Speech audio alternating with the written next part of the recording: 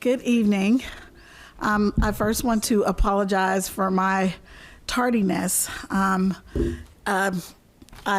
my real job, the one that actually pays my bills, this is a love job.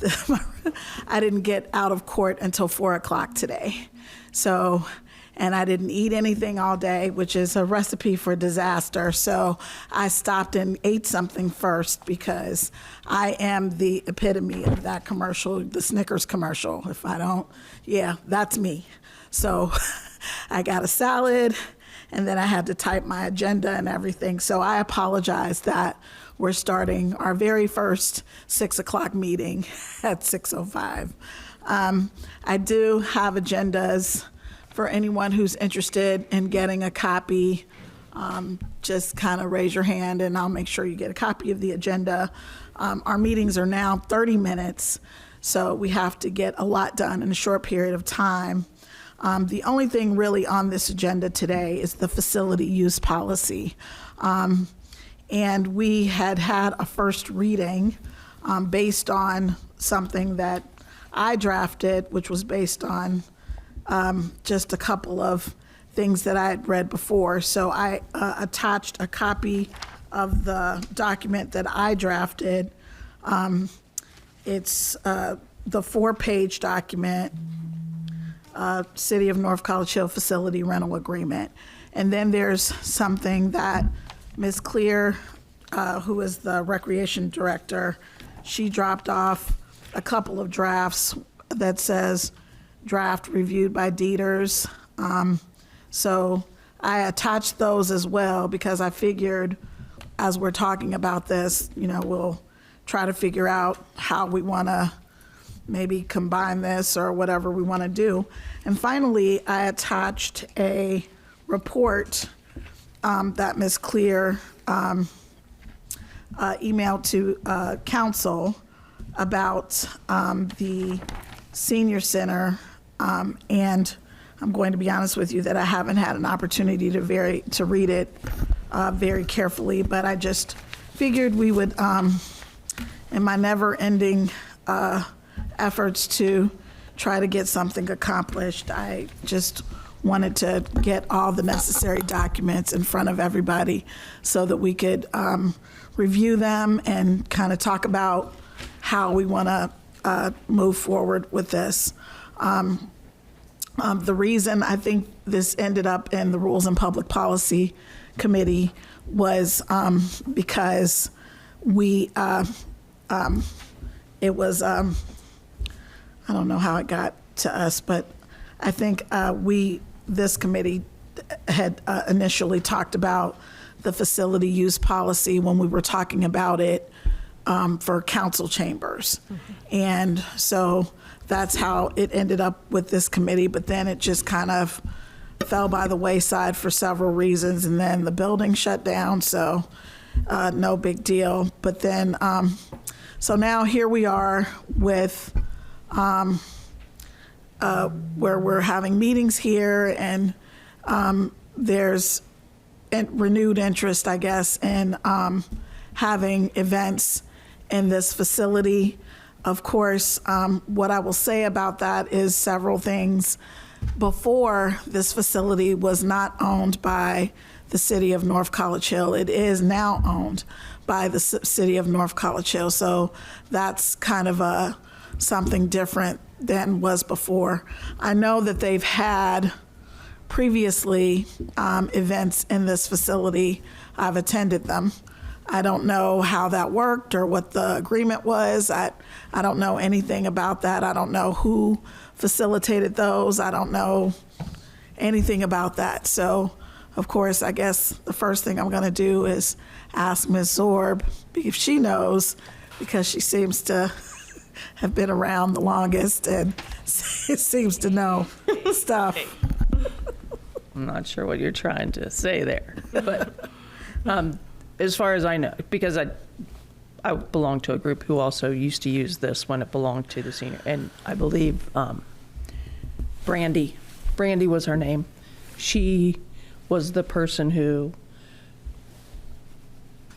governed for lack of a better term, the senior center. And I know my group worked directly with Brandy to use this facility, and it was a reciprocal kind of thing. Like, we painted these walls at one time, so they allowed us to use this. Like, and we painted the lines in the parking lot and just things like that. So it was like bartering system is kind of, that's how we used it. I don't know about anybody else. We're not doing a barter system right now, people. For those of you listening in TV land, we're not doing a barter system. No bartering. Okay, so there was, were there some rules or something you had to follow, something somebody had to sign? Madam Chair. It's all based on good conduct. Okay. Who said Madam Chair? I did. Okay. When we were clearing this building out, which took a long, long time, we did find some documentation from the previous facility managers, and there was a contract that was signed and deposit and rental fees for use of the building other than for arrangements that were of a mutual public benefit, such as what Ms. Zorg described. Okay. Okay, fair enough. So now we're in a position now different from the position we were in before, because the city owns the building. We obviously, it's still the senior center, but the city owns the building, and we need to figure out how we're going to handle this. So I want us to just have a open dialogue and focus on how we want to handle this. And so, yes.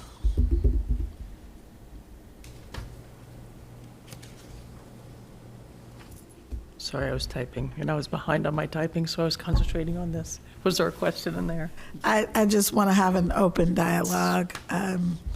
Okay, well, let's see. We've got a little time. So, Ms. Clear, you wrote a report? I did. Okay, what's, can you give us the 5-minute gist Cliff of Notes the version? report? Yes.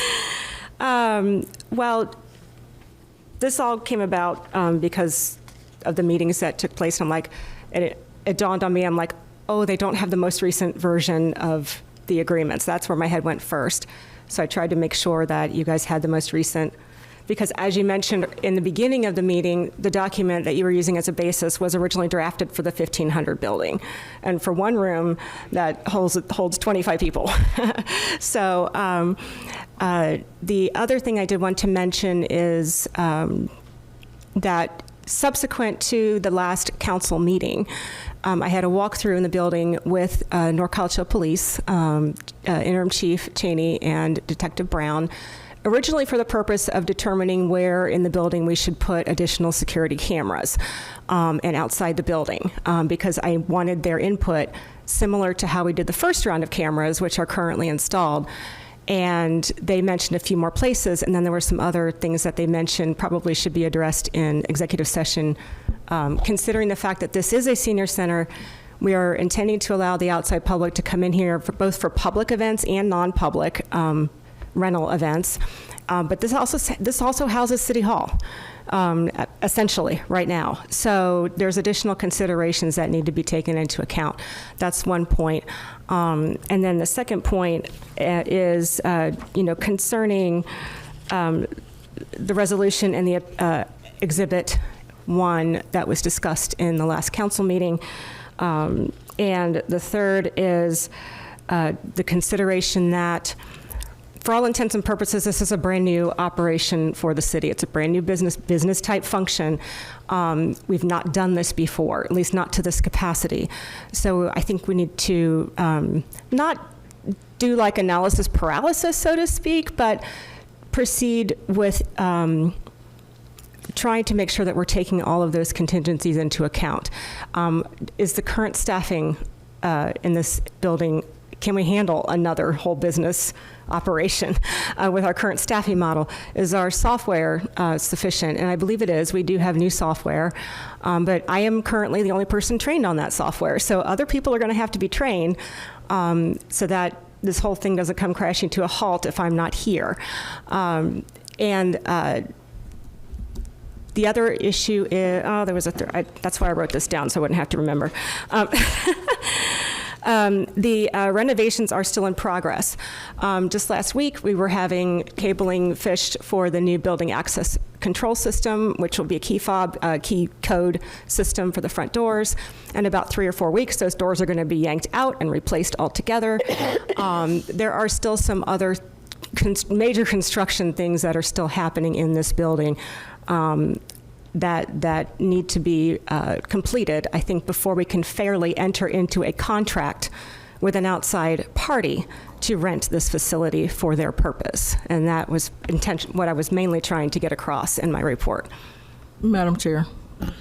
Yes.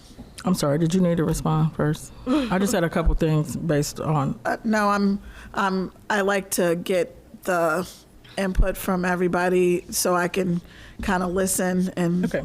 learn something, and that's kind of my approach here. I tried to write down, I missed one. So I'll start from the bottom, and I'll ask Ms. Clear, what are the other renovations? I was only aware of the door. The other thing, you mentioned safety. When I read your report, I believe you sent it on Thursday or Friday. I believe so. I called Interim Chief Cheney to ask him what were the safety violations, and he said that there weren't any others. So I'm curious as to what those safety violations were. He just... I didn't say there were violations. Well, not violations, concerns. So I asked him, so when I see that, and with everything that's going on, so I called him and asked him, I know you walked through, can you tell me, were there any safety issues? His response to me was no. He said it was just the cameras. The resolution, so I don't know, you did send it to me at another meeting, not the resolution, the information, and I'm not sure where it got mixed up. If you missed, you remember that one meeting you had and I asked her for it and I sent it to you. I'm not sure if you reviewed it and didn't add it or what happened. I didn't add it. I did scan it in, which is how I printed it out, but No, it was another meeting that you had maybe 2 months ago.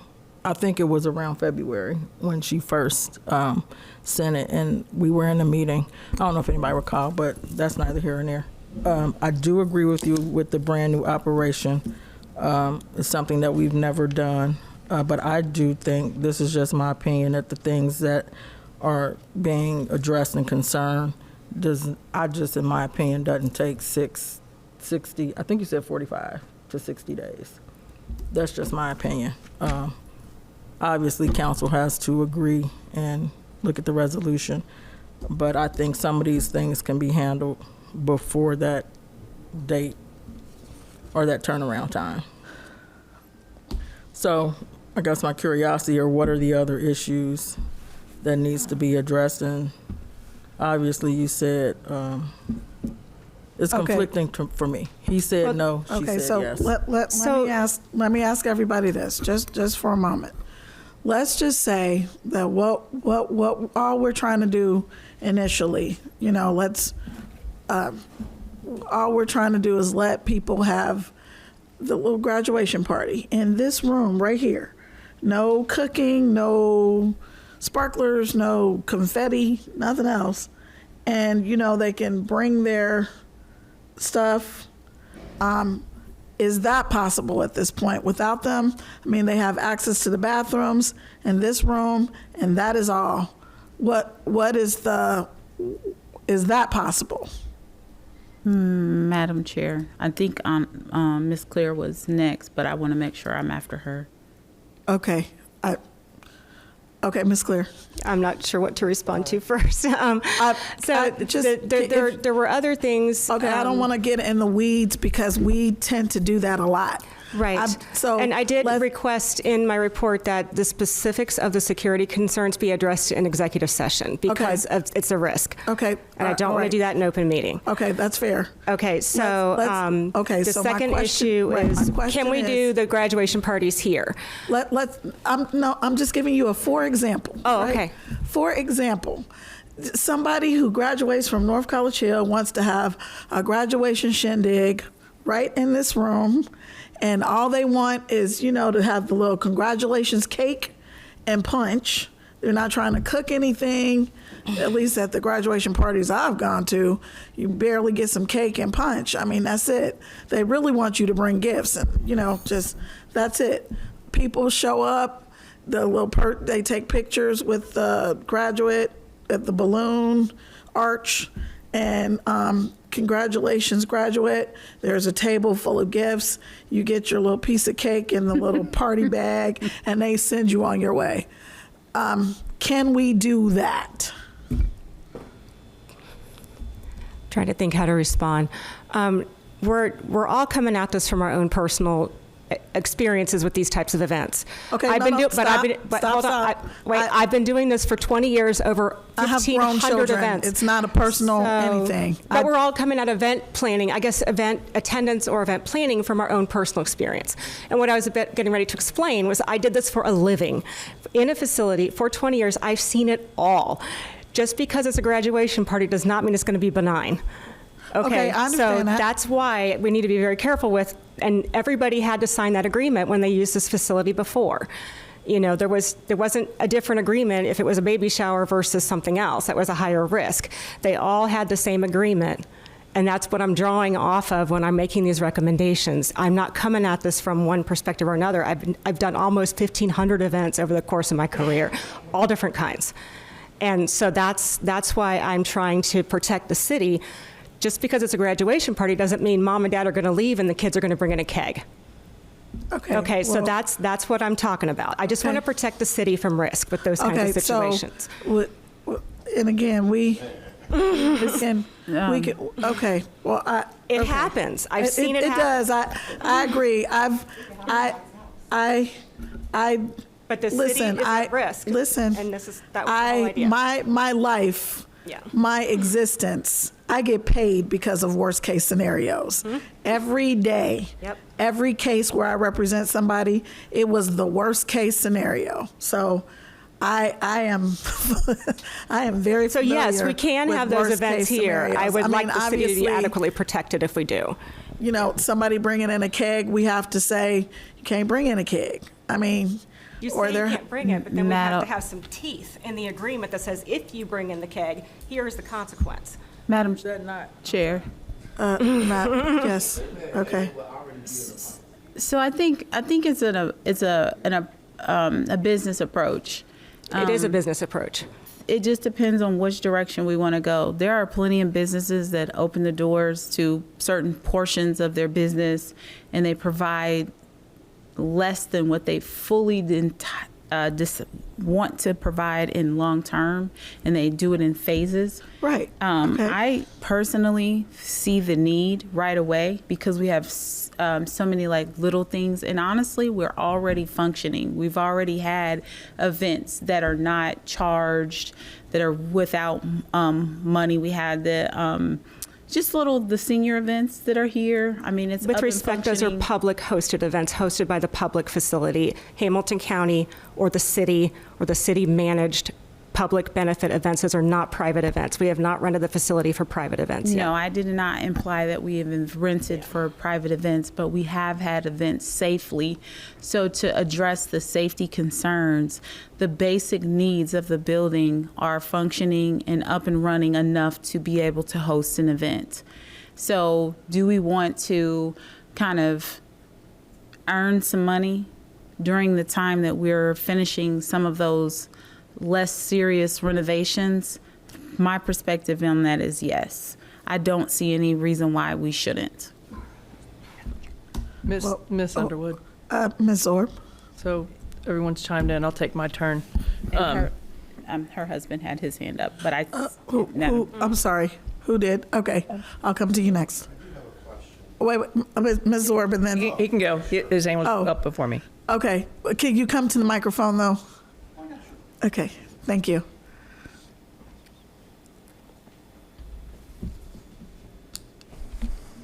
Please state your name and address. Oh, my name is Carl Clear. I live at 6917 Robburn Drive. Okay.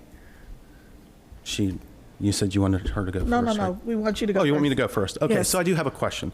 So I'm trying to understand the handouts here. So the first one is her report.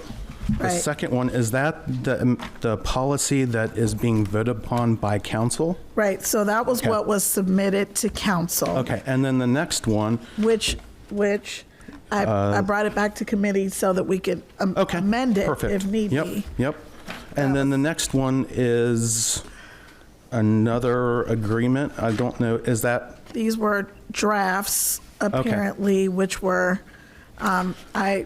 they were given to me at the last council meeting, maybe, so I, the one thing I'm kind of scratching my head a little bit about is,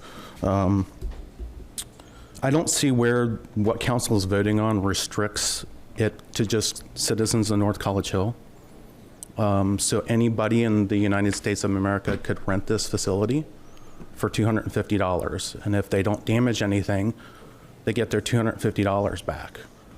As far as I know, taxpayer money is spent to maintain this facility. So I would think that as a taxpayer, we've invested in this building.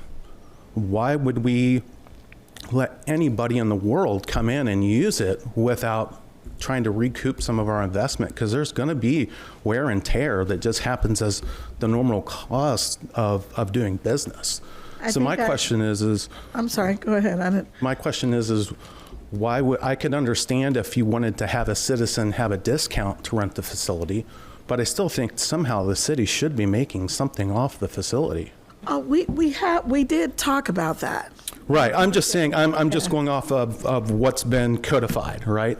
Because Yeah, if you it's not have, if you codified signed, yet. if you, well, I'm just saying, if you sign a contract, you're bound by what's in the contract. If there's Right. nothing in the contract that restricts you, then you can have at it, right? I mean, that's the way contracts work. Right. So I'm a little concerned with that. So we have in the one that we submitted for the first reading, there's a reservation fee, and then there's a deposit to rent the facility. So the reservation fee is. Okay, so it's $250. Right. Okay, perfect. And the security deposit is what you get Is back. what you get back, which is $250. assuming Yep. There's no damage. Yep. Right, So then, is so- there more for non-citizens to rent the facility then? We hadn't gotten that far because Okay, I just all right. wanted to take baby steps. That was like, to me, and Right. I'm trying to stay out of the weeds kind of Yep. thing. So I'm just trying to make it as Well, that's where the contract as, comes as in, though, clear, right? I mean, as that's the clear as weeds. possible. But if that's something we want to include, you have to be a citizen of North College Hill. I'm happy, Oh, I mean, I have no problem renting it to anybody, but let's make some money off of it and recoup the cost for the taxpayer. Okay. Agree. I mean, I'm just being honest here. Agreed. That's what every other facility does. Okay. I mean, you're not going to go anywhere else and rent it for practically nothing. I mean, my wife is probably very unhappy with me at the moment, but I'm being absolutely honest. I'm not going to talk about anything other than what I really think. But to me, it's like, why would we do that? That doesn't make No, sense. I to me. definitely agree. Yeah, okay. I think that's the goal. We haven't quite gotten there, but I think that's the goal. And then the other question I have is if you do a public reading, is a document allowed to change based on that public reading? Yes, we So can. it is, we can okay, amend so it can yes. be a living document then? Yes. Okay, perfect. All right, good. So I think those were really the two biggest questions I had, was just, let's make sure the taxpayers are getting a little something out of it, right? Yeah, so- Because that's really, I mean, we're investing in the building, and if somebody's going to use it, it puts a little bit more teeth to it too. So, and if we make something, if there's a profit, you can actually enhance the offerings of the facility and potentially charge more and or make it much nicer for the citizens, right? Sure. I Yep. mean, that's, Thank I'm you. You're fine. Okay, Ms. Zorb. Hi. So, again, I'm the odd man out. I don't see a need to rush into this. We are getting feedback from a city employee who says that they don't know if they have staffing for it. They don't know if the facility is ready to do this. I don't understand what the rush is. And so maybe I'm missing what the rush is. Just because it's graduation season, it's been graduation season many other years ago, right? So what is the rush this time? I don't get it. I would rather have the document ready and not be changing it every other week, because some other calamity happened, and now we have to revise our document to compensate for a new calamity. I would much prefer to try to get all the documentation together, to try to do this in one fell swoop instead of changing it every time we meet. That's my opinion. Okay. Madam Chair. Ms. Curitan. Ms. Underwood, I would also like to point out that it is 6:29. That's correct. Ooh, And okay. so I'll be extremely brief, Madam Chair, if I might. I want us just to use our hearts tonight if we can. North College Hill has a lot of children, a lot of high schoolers, and many have never had any kind of, maybe they come from a first generation of high school graduates. Maybe they don't have birthday parties. Maybe they don't have any kind of celebrations ever. So consider your heart tonight when you think about renting out this facility. And every time I speak, it's specifically for things that can benefit the citizens and children of North College Hill. I would think that council can move forward. I would think that our superintendent would love to see that a lot of his graduates who've worked hard to attain a diploma can have some sort of shindig here. That would be a huge asset to the city. I think Interim Cheney, if there were really any true safety concerns, I'm sure that he can address those and fix those appropriately. But I would hope that council would actually move forward on something that would benefit our city. We get a lot of great ideas. We sit on them, we chew on them for months and sometimes years. Let this be the first thing that we can say we collaborated, we worked together with our city and administration, and we did it. Not for money, but really to be a blessing for the graduates who have worked hard, who simply sometimes just want a pat on the back, who simply just want to say, hey, you did it, and to say, hey, you can do even more in the future to come. Just consider the kids. Madam Chair. Okay, well, okay, I'm hearing a lot of Madam Chairs, but one of the things that when we passed this was that we would not step on the next person's meeting. It is 6:31. I Madam Chair. apologize, I started late. At this point, I will allow them because I have very little to discuss in my committee meeting tonight. So if you want to take another 10 or Okay. 15 minutes, that's fine with me. Okay, so what I think we need to do is we need to adjourn and then start your meeting, and then you can yield some of your time for that. Okay. So I am going to adjourn. It is 6:32 p.m. and I am adjourning the Rules and Public Policy meeting. Well, good evening, folks. Rules and Public Policy starts at 6:30. My day has been so chaotic that I actually have no hard copies for anyone. I have an agenda that doesn't say much. If somebody wants to make a copy or copies so that the audience can have some, that would be fine with me. Thank you. I do want to report. You might want to wait a second until your Okay. vice chair gets up. Are you Oh, coming yes. up to your, is it? Mr. Davis, are you the vice chair for this meeting? Yes. Are you? Yes. Okay. This will be ours until we. I'm saying you might want to wait a second so you can get up here and do your minutes. Like musical chairs. I know it's gonna be weird getting used to this. I was trying to get here at 7, but I didn't. I forgot about what I Started 30 minutes early. Oh, So prior to our recent rule change, our committee meeting started at 6:30. We now changed the rules, so our committee meetings now start at 6. So we're all adjusting. So Wait a minute. You gave me 2 minutes. just, if we could have just a little bit of grace. I'm sorry, Miss Underwood.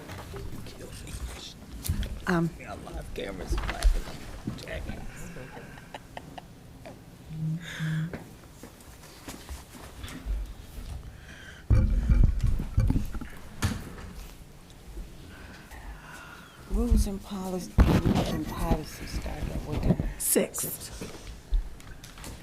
Let's see. This said, wait a minute. Let me make sure. Maybe I looked over. I didn't send an agenda today. Let me see. All right, you want to get I going? actually brought them and copied them. Okay, thank you for being so patient. I have a few reports, one from the fire chief, but the police chief is here, and so is Mike Huff from our Public Works. So if you guys want, I see that you've given us a paper report. Did you want to discuss that? Yes, ma'am. Thank you. So, thank you to Public Works for installing our traffic reader, speed monitor. The report I gave you was just for the first couple of days that they sat the monitor out from the 30th of April to, I believe, the 3rd of May. As you can see by the report, the good news is, obviously, we know there's a speeding issue, but not quite as bad as we thought. The majority of our speed is within a 10-mile-an-hour variance of the speed limit, which is good. I was expecting, obviously, the numbers to be a lot higher. Absolutely. But, when you look at it, we're 60-some% at 25 to 34 miles an hour. That's pretty good. That is good. It's actually within 10 miles an hour, we're at 71% almost every day, with some of it being a little higher, 72, 73. So we're not as bad. We did do enforcement. So our game plan is after Mr. Huffman removes the speed device from that area, then we're going to concentrate on that area heavily. So when they removed it last week, we concentrated enforcement in the Sundale, Hamilton Avenue area. We wrote 44 speeding tickets in that area last week. So How many? I'm sorry. 44. Nice. Well, All things considered. that's a two-edged sword. Sorry. Yeah, so 44 in that area, 78 total. So they did a good job of concentrating in that area. So that's kind of what we're going to do. After we move it, wherever we had it set up before, we're going to focus our enforcement there because it gives us the time and date so we really know when to be out there. But as you can see by the report, there's no real time that is higher than others. Almost most of the times are like a 30 percentile. So I think it was a good experiment the first time around. I think our guys did a good job. We have it at southbound, right, Dave? Yes. It's southbound at Hamilton and Bising. We put that up last Thursday. Yes. So we'll probably take it down Friday. And then I haven't decided yet. I'll get with Mr. Huffman. I don't know if I want to put it on Galbraith Road this time around. I'm thinking about putting it on one of our side residential streets to kind of get an idea where it's there. So maybe Betts or Savannah, just to kind of get an idea what we're at in some of our other areas. So, and then obviously we'll focus our enforcement on that area afterwards. So, Great. Thank you. yep. Thank you. Mr. Huffman, did you have anything that you wanted to? Can Oh, I'm sorry. Madam Chair? Are there any questions? Madam Chair. Yes, I have one. So, I'm sorry. I got carried away. Mine wasn't a question, actually. I'm a member of your committee, and I mean, while I don't really have to have my name on your agenda, I just wanted to I'm make sure sorry. you knew I that. wasn't aware of that. Thank you.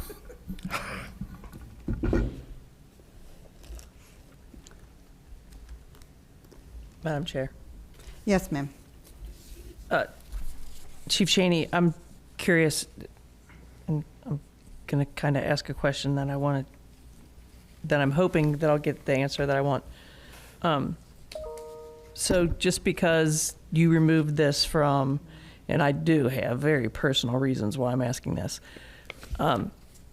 just because you removed this from the Hamilton and Beach Knoll area and you already wrote 44 tickets, please tell me that you're not going to stop patrolling that No, area. obviously we will patrol every day, but as we move it, we're going to focus for about a week on that general area. So that way the residents see that and know that we are out there trying to help them. So that's why I'm saying besides moving it onto Galbraith next, which we all know is going to be a high area, I want to get some data from some of our neighborhood streets. Like I've had complaints that people bypass Galbraith Road in the morning when schools are there and they cut through and go to Maryland and Maryland is a racetrack some days. So we'll be placing it there. We'll place it wherever citizens want us to place it. When we have a time frame, we'll put it there to get readings from everything and try to enforce everything. So absolutely not. It'll just be, obviously we're going to focus heavily on an area we just invested to put the machine at. So, but we'll always, I mean, guys like sitting there, especially at night on Hamilton Avenue. So Yeah, I see there's some up and upwards of 70 miles an hour. So those are the ones that I'm like, they're rare. yes, But just seeing that someone was going 60 to 70 miles an hour down that stretch I believe is the frightening. fastest we've had on Hamilton Avenue last year was one of our officers stopped somebody for 99. So vehicle was towed, impounded, and stiff penalties. Good. Thank you.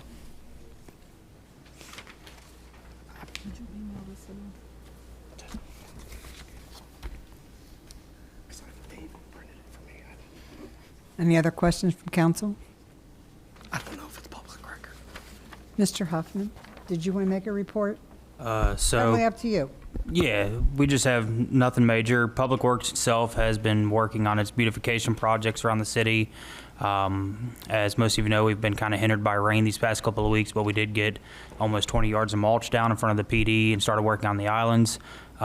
With the mayor's help and Miss Janetta Anderson from the finance department, we did enter into an agreement with Tepe Landscaping to have the Hamilton Avenue islands redone. So we'll be having new landscaping in there, and we also, working with Mayor Nichols, we are putting in wildflowers on a weedy patch down by the overpass to eliminate that and add some more color coming into the city.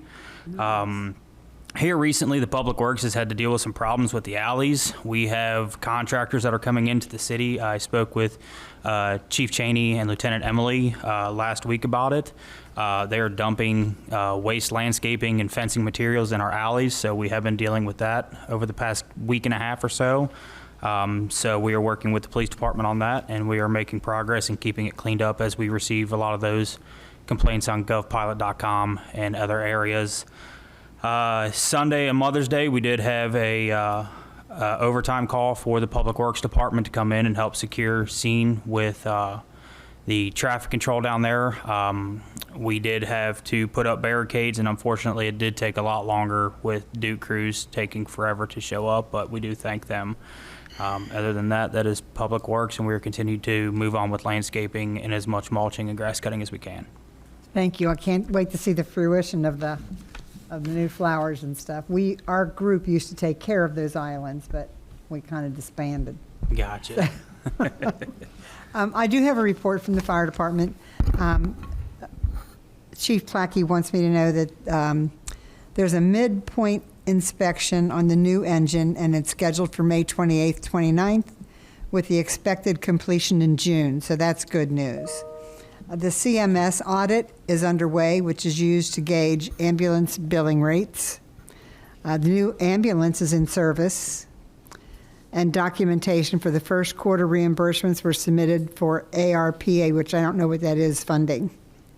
ARPA funding, that's... ARPA? I don't know if it's the same ARPA that we, okay. Well, I guess the same ARPA that we all know, I guess. It's the ARPA grants that both agencies were awarded last year. Oh, So they just started awarding the money, I believe. Great, thank you. Yep. And that's the end of his report. So at this time, if there's no other questions, I'd like to yield back over to Ms. Underwood and her committee. Madam Chair, Yes. I just wanted to comment on the fire truck. Yes.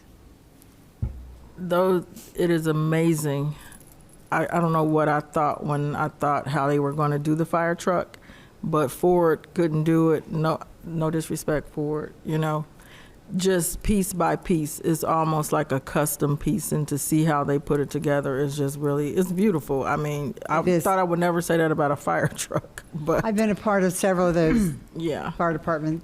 And I have a equipment. question. Yes. I guess for Mr. Huffman. I don't know if that's something, you know what, I think it's recreation. I'll say it because I started it. Someone brought to my attention, I don't know how many of you have looked at the paintings in the alleys, but someone brought to my attention that it's starting to come up. Right. I'm not sure if we had an agreement with her to patch. I'm not sure. Touch up. That's probably recreation. I help facilitate that project, but other than paying the invoice for their Okay. labor, I was not sure if there was any kind of an agreement in place Fix it. for public, but just in general, like any kind of guarantee or warranty, Yeah. you know. It was one of those things that we wanted to do to beautify the city, and I don't know how detailed we were with that agreement. I just was curious if we had. Okay, thank you. Are there any concerns or questions from council? If you are all on board with it, I yield over to Ms. Underwood to finish her, some of the questions that we're wanting to be asked of her. Thank you very much, Madam Chair. What I will say is that I understand that this is new for us as a city. The entire rent out the building kind of thing. I do respect that. I guess there are a lot of things that we haven't quite figured out. I know that before it was owned by a different entity. It's now owned by the city of North College Hill. So because it's a facility, it's council and not administration. So I'm now asking my fellow council members, how does that work? Like, who does the kind of contract stuff and signs and, you know what I mean? If something is in the purview of council, like if it's something that we're responsible for, how do we handle that? Madam Chair.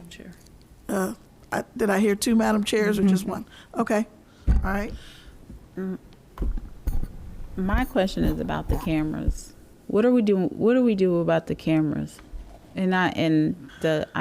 He can chime in. I don't know your name, sir. Okay. They have to be removed. I know the answer to that. They have to be removed before each event. And my understanding is that that's approximately $75 an hour. Now, I don't know how long it takes to remove the camera equipment and put it back, but that's not something that the city should have to pay Absorb. for. When you're finished, I would like to make a short remark on that. Can they be scooted like to the side, or they have to actually be taken out of the building? They have to be removed. Okay. Ms. Zorb, you said, Madam Chair. I did, and I keep typing and I forgot what I was going to say. Oh, wait a minute. You asked something about whose response. So as far as the legislation, obviously that will fall on council, but the contract part, council, usually in that legislation, council gives the authority to have contracts with the city administrator. We authorize the city administrator to go into contracts. We don't have a city administrator. I understand that. So that defaults You just to asked mayor. how. I'm telling you how. Madam Chair, but isn't that for particular dollar amounts? On every contract, council does not give the approval to go into a contract. It's only, But we also don't approve contracts. you don't. No, So maybe I misunderstood your answer. I'm just saying it's not us. Okay, I'm saying not it. okay, for some reason I heard you say council approves the contract. No, Maybe I no. misheard She you. said, I do apologize. she actually said, we don't We approve don't. the Okay. contracts. My question is, if we're responsible for facilities, or like, how does this work? Like, what, so, because I'm just, again, I don't want this to be more complicated than it needs to be, but I also want to do things the way we're supposed to do them. I think it's very complicated right now. opinion. The charter talks about council's responsibility for buildings, Right? right? That's So right. council responsibility for the building, you approved us taking on the building. So there are some aspects of taking on the building. I can't remember verbatim. For some reason, my computer's not letting me in. So if anybody can pull up their charter to read that part about the buildings. So it turned into legislative when Mrs. Clear gave you the documentation to approve. No, actually, it turned legislative because Ms. Underwood, Mrs. Dickey, since we're talking about Mrs. Erica, decided that I wanted to try to get it done. I wanted to get us But it talking still was about presented. it. So it was presented to you. If it hadn't been presented, and we nobody presented me with anything. I drafted the legislation and I took what I already had, moved things around, and I put it on the agenda. I'm talking about when Mrs. Clear took it to Mr. Dieters and said that she wanted council to work on. I don't know if it's something that you guys talked about prior to in a meeting or something, but when she said she wanted. That was before we owned the Contract. building. Right. As a point of clarification, we did have some conversations internally when Mr. Bosby was still city administrator and with the mayor. This is around October-ish timeframe before this was even on our radar screen. And we discussed whether or not it was going to be an administrative policy because there's lots of administrative policies that govern day to day. And the decision was, since council chambers is the purview of council, then that policy, whatever it is we decided to do in that room, had to go through council for approval. And then we decided we're not going to do social events. We decided we weren't going to allow food and drink in the room. There were some things that we decided 2 years ago, a year and a half ago, that were very specific to that building. But that's the only document that you had, and it was a very, very beginnings rough draft. Right. And that's the only document. Now, when we got this building, it is an entirely different can of worms. So that's kind of where my head was at. Okay, so I took the document that we had, and I looked at the one in Springdale, I looked at the one in Mount Healthy, and I think I looked at the one in Colerain Township, and I kind of took some things and pieces and parts of those and put it in the one that I submitted to council. Right. And I did the same but I with our didn't- insurance carrier. right. I asked them to give me examples from other cities that had good policies, and that's what made it into the draft that I gave you a couple weeks ago. Yeah, so that's kind of where I came up with it, and I'm not trying to rush anything, but I also am mindful that as a council, we tend to beat everything like a dead horse, like we beat it to death. So I was trying to not do that. I wasn't trying to rush. I was just trying to not, so again, I'm asking for input from my colleagues, because before when we were talking about this stuff, the city didn't own this building, but now we do own the building. So that's council. Council is responsible for the buildings. So what does that mean? Obviously, we're not going to be running day to day or signing contracts or whatever, but because we're responsible for buildings or facilities, what does that mean for this situation? That's my question. Madam Chair, Yes. I don't have any opposition to having adequate document, like Ms. Zorb said and Ms. Clear has said. I agree. But it should not take months to come up with an adequate documentation or contract terms for us to abide by. I think for me, the kind of maybe split hairs is, do we go ahead and rent out the facility before some of the more, in my mind, other repairs are completed?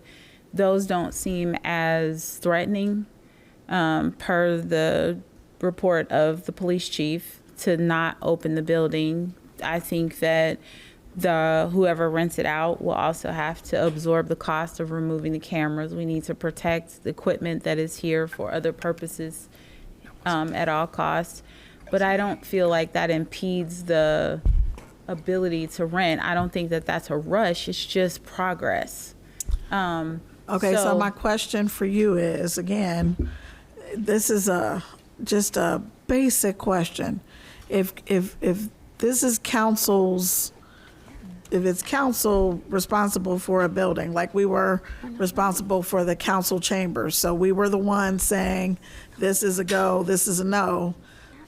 How does this work? Because this is a building, council's responsible.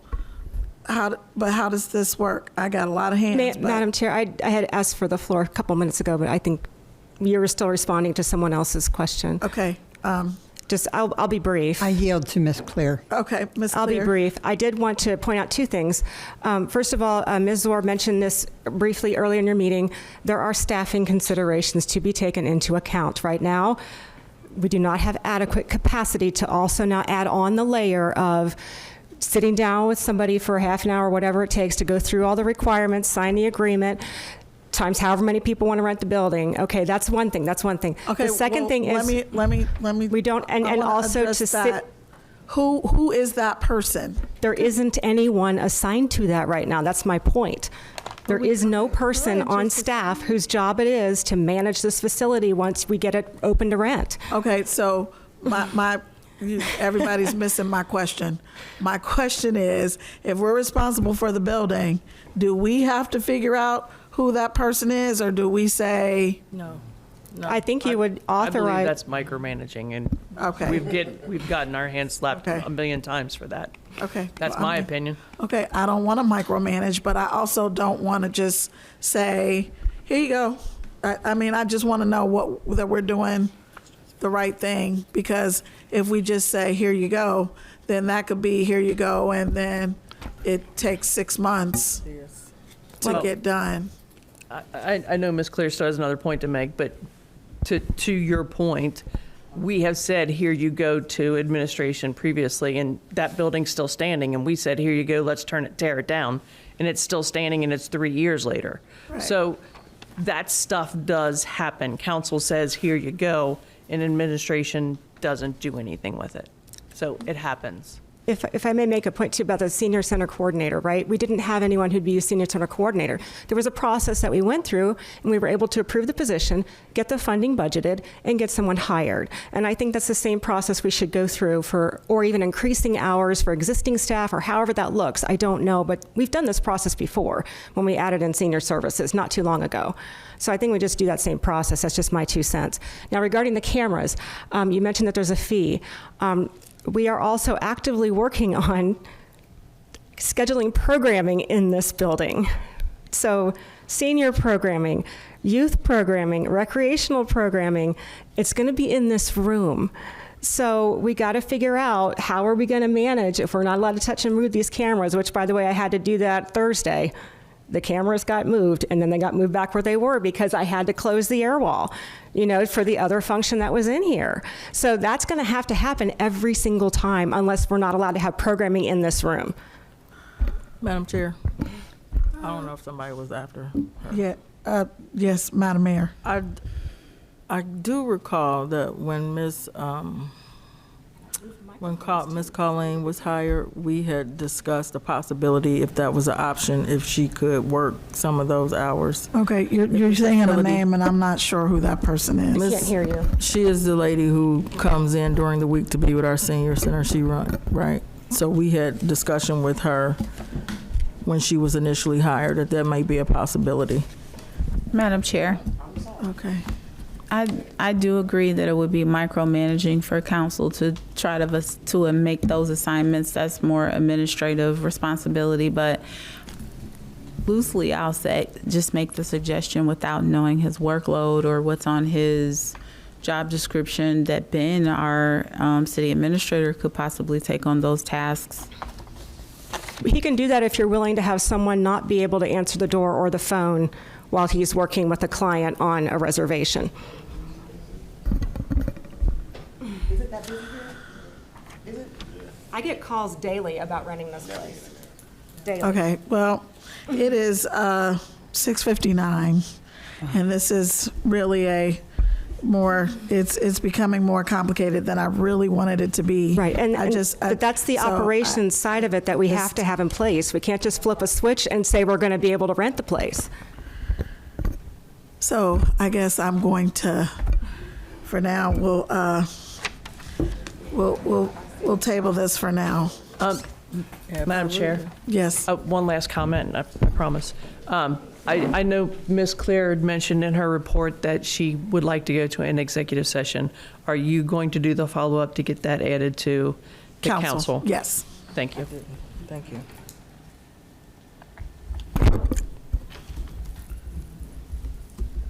Thank you very much, Ms. Stewald. You're welcome. And with that, I guess I yield back to Ms. Stewald. Thank you. We are going to close Public Safety Committee meeting. I did not ask for old business or new business, but we can catch up with that the next time.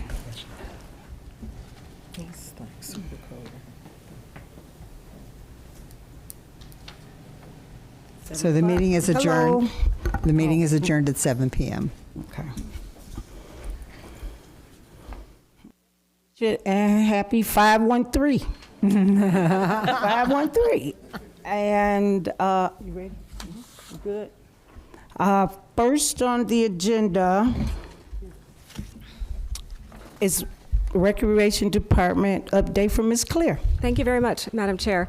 I did produce my normal monthly report. I have a couple of printouts because I didn't want to print unnecessarily because I know some people like to manage this electronically. Because my report as usual is like 10 pages long, so because there's a lot to cover. So if anyone would like a printed copy of the full report, I have it here, or I've also emailed a copy of the full report to the chairperson of this committee. But there were 2 points that I really our time is limited. Try not to talk 1,000 words a minute here. But there were 2 points that definitely need to be addressed, I believe, in this committee first before it would go to council, but I'm not 100% sure of how all that would go.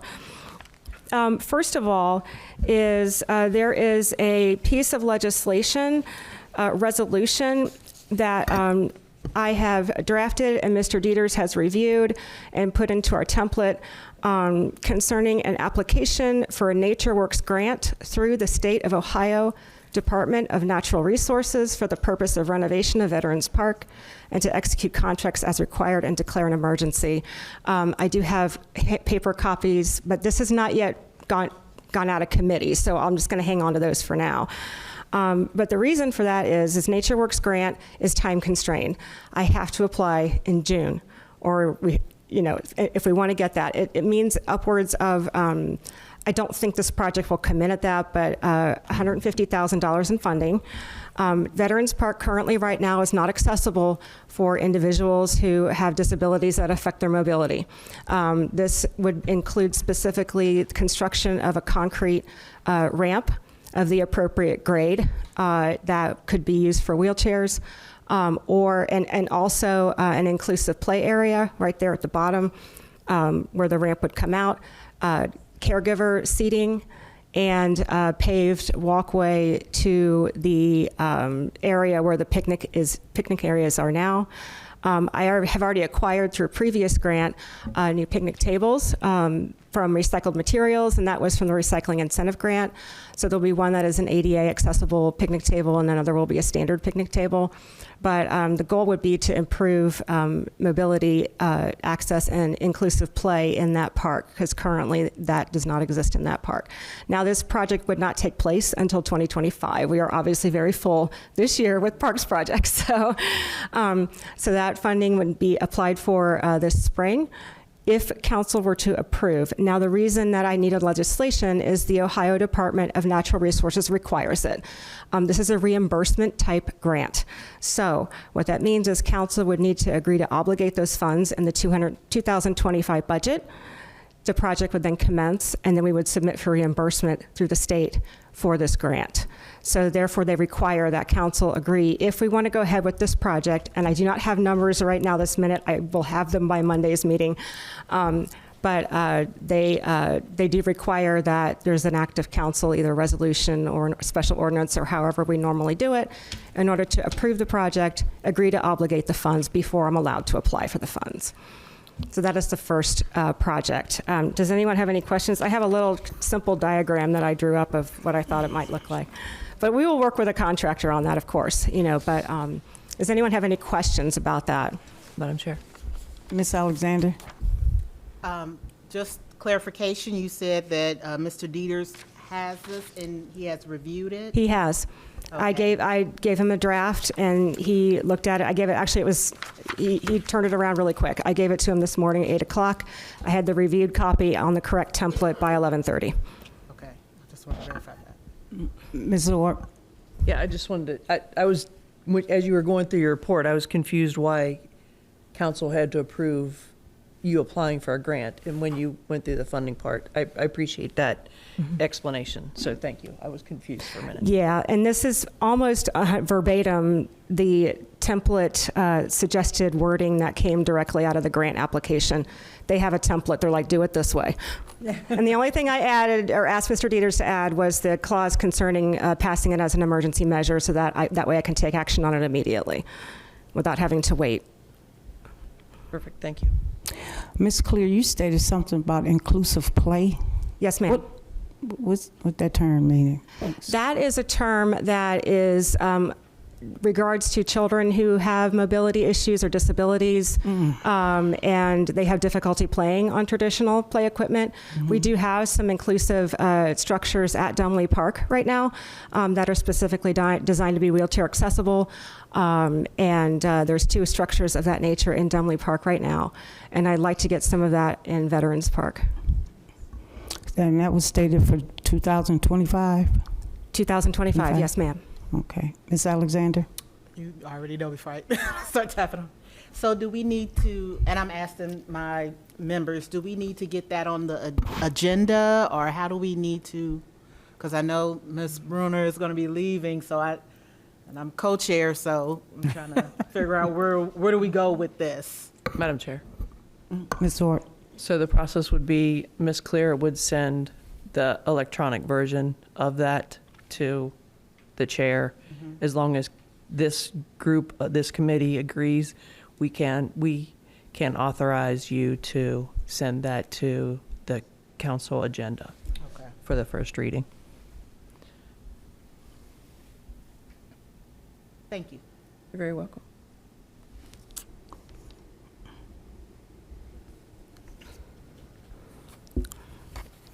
I'll wait till everyone's finished writing before I move on to the second.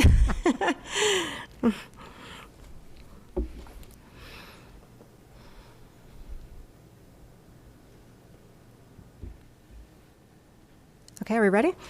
So the second issue, question, concern that I wanted to bring to this committee, we had a very informative guest speaker in our last committee meeting explain to us the procedure for applying, not applying for, but obtaining equipment, supplies, materials for projects through the state bidding process, rather than going through a traditional full packet bid. There is a way to do that. However, and he has also provided us with an updated estimate, I suppose. I shouldn't use the word proposal, but an estimate. If we were to have pursued that option for just his aspect of the splash pad project, which would just be the fixtures and the plumbing, that's it. He was actually able to shave off probably about $40,000 off the cost of the equipment itself. Now, that does not include the labor or the concrete pad or any of the peripheral landscaping or anything like that. That was always going to be separate. So what we had talked about potentially doing was to split the project up and get RFPs, go to state bidding for those individual components. However, in the interim, since the last meeting, our representatives from JMA, we met, and also separately, for a whole separate reason, I was meeting with the community development block grant people, And they had informed me, which neither Ms. Vatter with JMA nor I were aware of, that Mr. Mosby had applied for community development block grant funding for this specific phase of the project.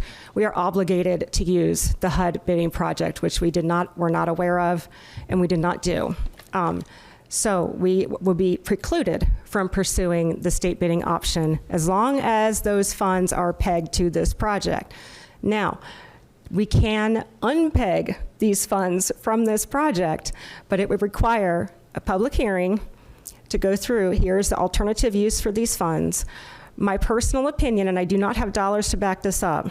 This is, I'm sorry, I do have, this was I want to say this was $55,000 that we received, or we were awarded. Like I mentioned before, we were already able to, at least on paper, have realized $40,000 in savings just from this one component.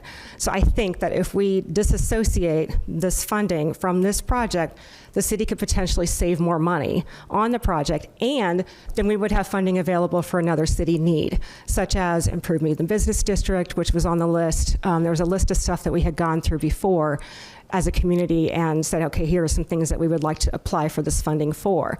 So we only need to have one public hearing, not two.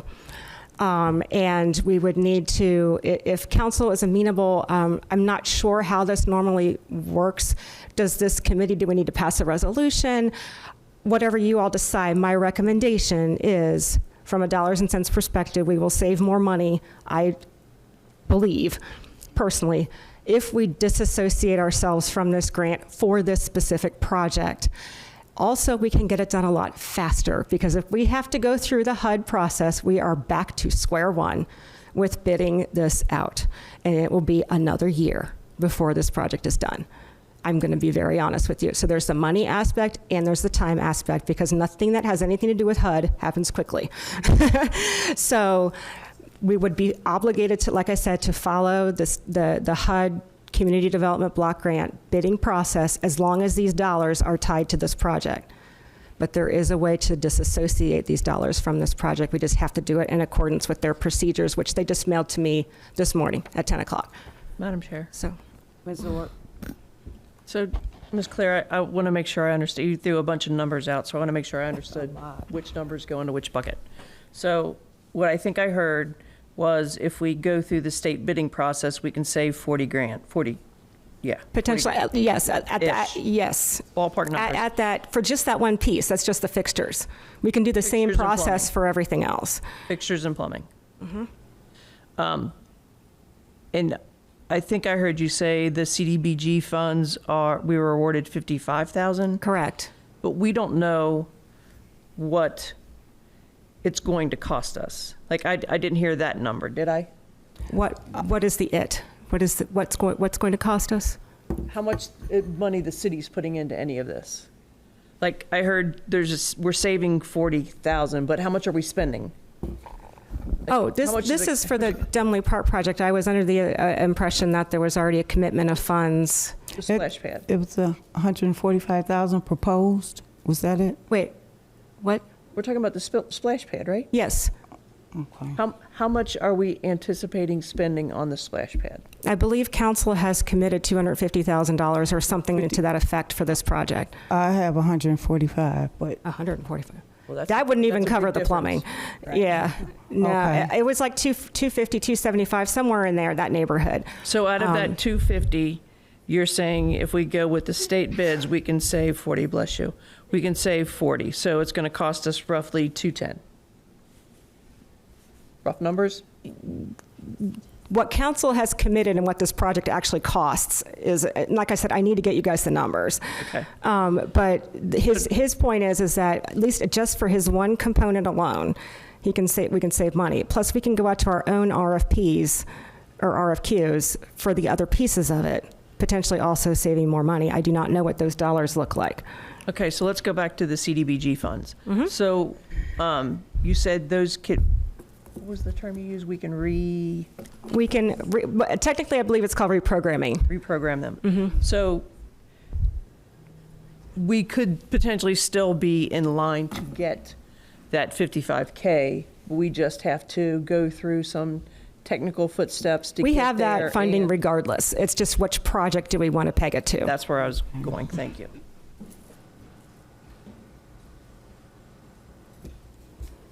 Yeah, we have been awarded those funds, but we have to go through a process if we want to use those funds for a different purpose, in a nutshell.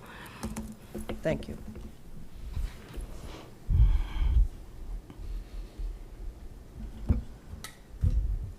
And as you will recall, the first time we bid this out, the bids were not friendly, I recall.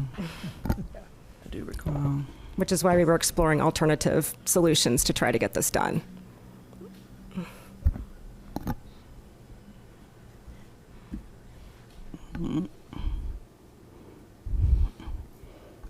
Any questions from Ms. Clear? I have one more. Ms. Orr? What do you need council to do? I am trying to get an answer from, well, actually, I just heard back from them today, like I said, but what I need to know is if there is a public hearing, there is a public hearing that's required if we're going to go this course of action. First of all, I need to know if council wants to pursue this course of action. Okay, first of all. And second of all, what is the procedure to authorize a public hearing? Do we just have one? Is there a resolution that needs to be passed? That I don't know. I have a gap. And how do we, get this approved by council to pursue this course of action? Because I'm not just going to go and to put something in the newspaper without council being in approval of taking this course of action. So that's council's, it's a money decision, it's a purse strings decision. In my opinion, that's a council decision, whether or not we want to pursue this, disassociating these funds from this project and holding a public hearing to determine putting it into a different project. Madam Chair. Ms. Orr?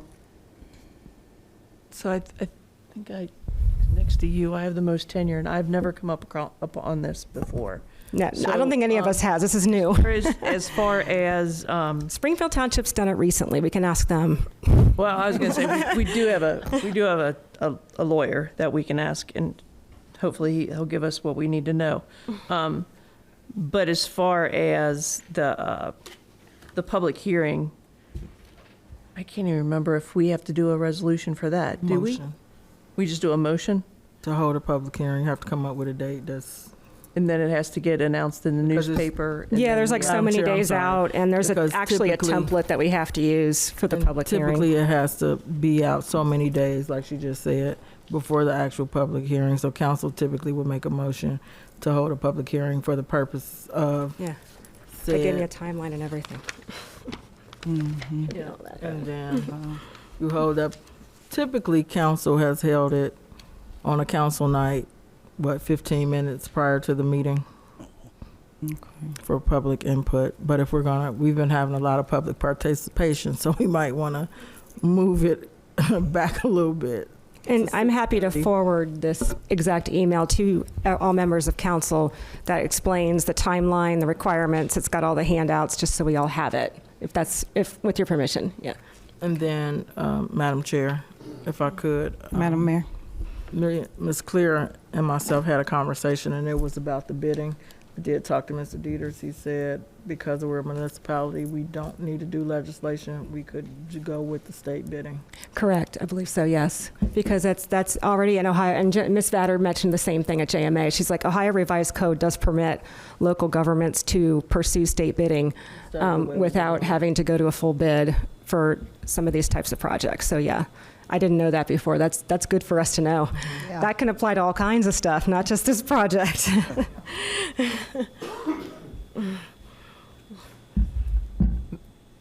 Ms. Chair, Madam Chair, Ms. Orr? may I also point out, though, please don't think that's a get-out-of-jail-free card to let council know that you're spending money. What do you mean? Well, we just have had that in the past where someone went out and bought a street sweeper and then told us that it was bought on state bid and didn't tell us about it. We still want to know. Oh, goodness, no. That's why I'm like, you guys have to, that- I want it in writing from you guys Yeah. before I do anything. I'm just saying, please let council know. I will forward you this email, and you guys can take it from there. But as of right now, status quo, 55K pegged to Dumley Park until council decides whether or not we want to take a different course. Madam Chair. Mr. Davis? Okay, so from that 55 chair that came from the community development block grant. Now, if we're disassociating from that, would that be added back to community development and recreation funding, or would we have to attach that to anything else? Would that be committed to something else? It would have to be committed to something else, and that is the purpose of the public hearing. Okay. They do require public input. Okay. But it wouldn't just be floating around. It's either attached to this project or it's attached to another eligible project. Mm-hmm. And there's an eligibility factor there as well. Madam Chair. Ms. Orr? So I'm pretty sure there are specific parameters that the CDBG funds, like there's a list of things that you can spend that money on. Okay. And they're very specific about it. Yeah. And because that was going to be my next question, Madam Chair. Do we have it listed what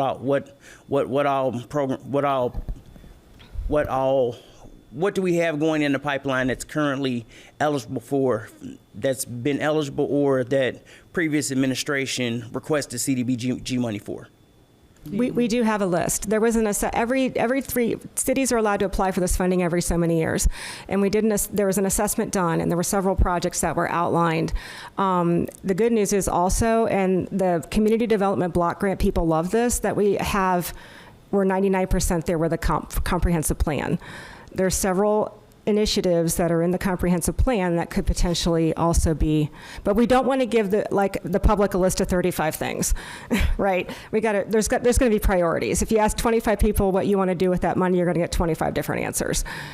So the city has to set some priority as far as these are 3 projects we're considering or whatever, and we have the public hearing. I think we're going in the same direction. I know. Yeah.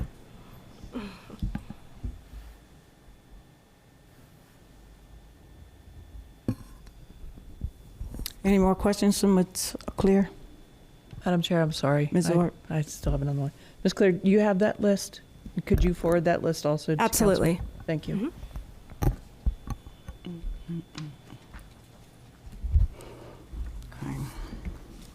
Thank you, Ms. Clear. Next on the agenda is ReThrive updates. Ms. Clear and I had a ReThrive meeting about updating our registry. We're still working on it. It's been tabled. And we want to invite some community to come and join ReThrive, the police department, the fire department. We need some business owners. We need some community people to join. Is a good meeting. Is daycare, traffic calming. We talk about bike paths, everything that's concerned with citizens we talk about. And we would love for people to come join. Our next meeting is July the 9th from 2:30 to 3. It'll be 2:30 to 3:30. It's an hour. 2:30 to 3:30. Yes, ma'am. Okay. Thank you, Ms. Clay. Ms. Stooksy? Stay on to ReThrive when you're no longer with us. Yes. Yes. What else was something else? Ms. Clear, you can remember anything else we had on there? Those were my 2 main points. You mean for ReThrive? Yeah. I just want to explain kind of the process of WeThrive as well. Every year we work with the Hamilton County Public Health to come up with some actionable items for the year. And we picked like 3 or 4 strategies and goals that we want to achieve in the community for the year. And so that's the plan that we're working on. But we need input and boots on the ground for a lot of this stuff. So that's kind of where WeThrive comes in, and especially like the volunteer registry that she mentioned. I would love to have some folks from public safety who can help me design or help us design an orientation and a training packet for our registered volunteers. How to be safe, in somebody's home or whatever, how to report a problem. Those are the kinds of nuts and bolts, that, before, standard drop-in volunteers is not the issue. It's the issue if someone is operating as a city representative volunteer, like they're going to help a senior mow their yard or something, or they're going to do any kind of things like that in the community to help out. if they're going to be representing the city, they need to go through training, they need to be background checked. You know, there's certain things like that, and that is typical. There's a lot of people who come into the senior center, and they said at other cities, they actually go through the background check process, so that way they can run programming with the seniors, you know, and not need to have a staff member necessarily be on site. So that does also increase our organizational capacity as well.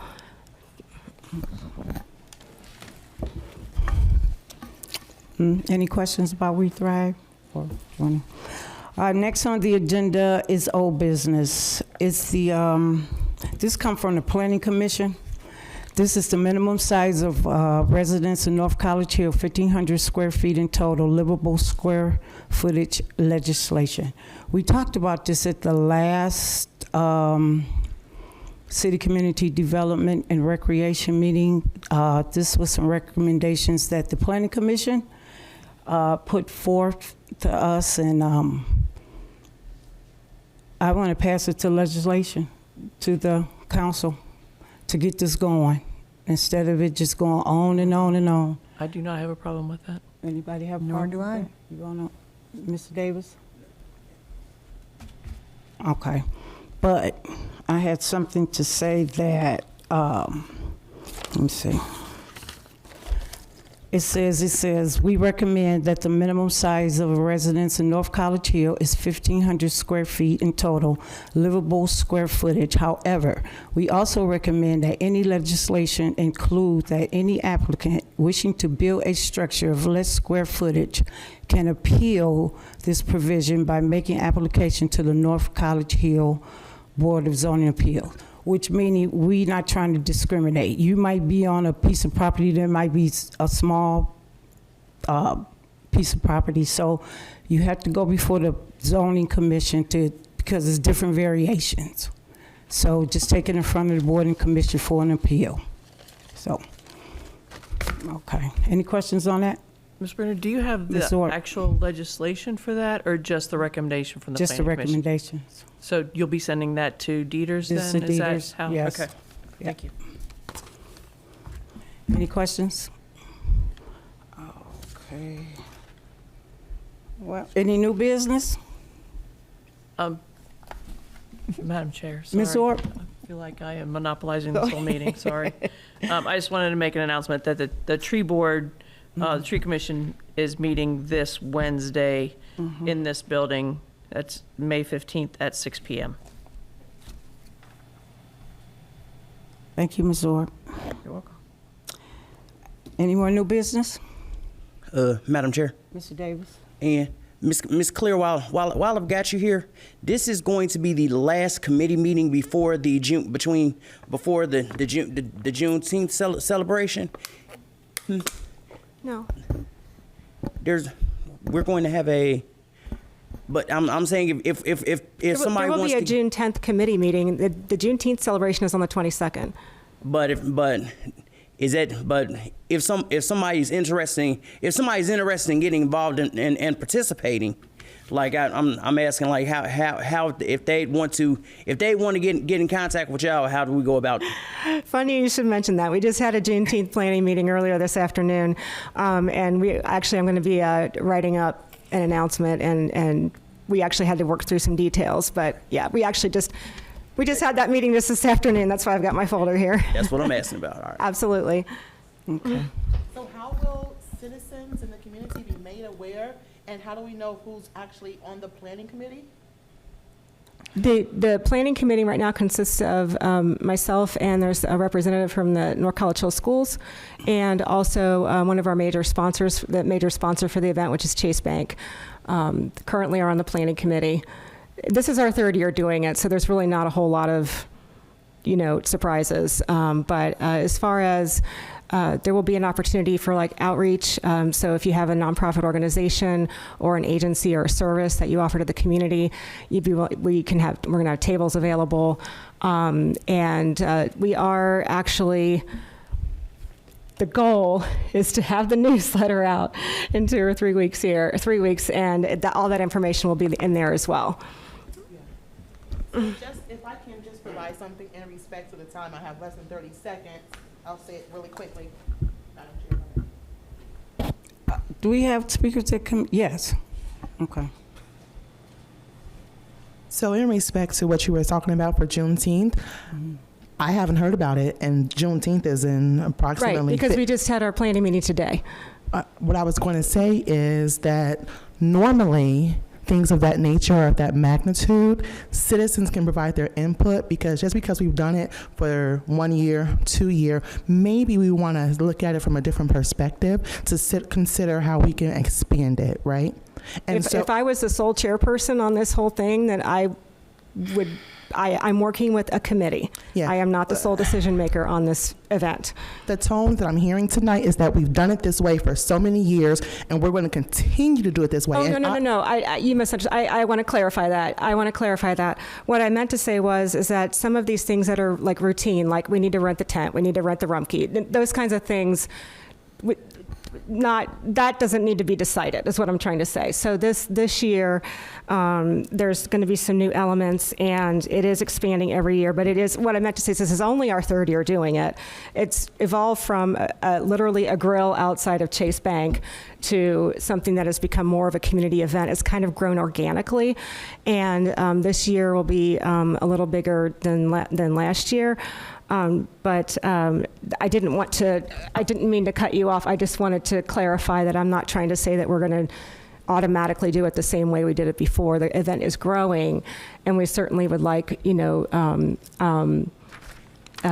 participation.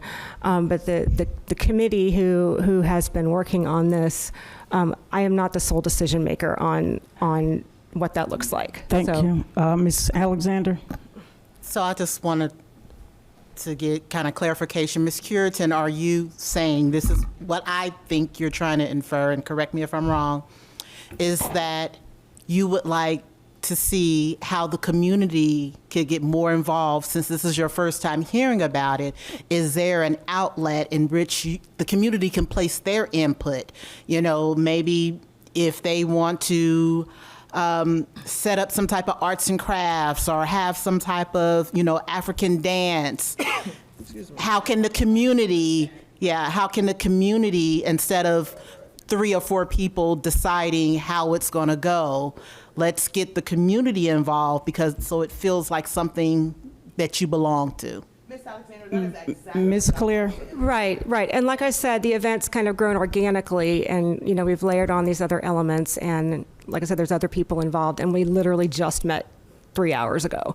So, I mean, so is there an I am outlet that planning they on can crafting a communication to go out, but is that after everything has already been decided, or is there a communication, like you see other events at other places? Hey, if you have any ideas, send us an email if you would like to be involved. Right. As far as the community, I don't disagree. Members. The last 8-ish weeks of operations here in the city, it's been a challenge. So yes, we have tried. I've tried to move the needle on these things forward as best I can, and getting community involvement. This historically was Chase Bank's event. It was not our event. And in a certain degree, it still is. The city is a co-sponsor and a co-host of this event, but it is a joint event. So there's that. I just want to say, but there are also other community events happening later in the year that I would welcome, having, that are much more involved, and I would welcome, having more boots on the ground, if you will, to help, get these events organized and put together. But 3 years ago, this was Chase Bank's event. Last year, I said, hey, is there anything the city can do to help support this event? And now this year, we learned that the school district also wanted to do a Juneteenth event. And so we're like, hey, let's have a meeting. And that meeting was literally today. So that's where we are. It's not that I'm trying to exclude the community. It's just that we've been treading water up to my nose, just everybody. And this is not an exclusion type of situation. I just don't think it occurred to any of us. Thank you, Ms. Clear. So we got to start winding this down. The 30 minutes is coming. Ms. Dukestein? I have a question for your committee, but I want to the podium. Okay. I do also. Just real quick, I just want to know, how can the community volunteer?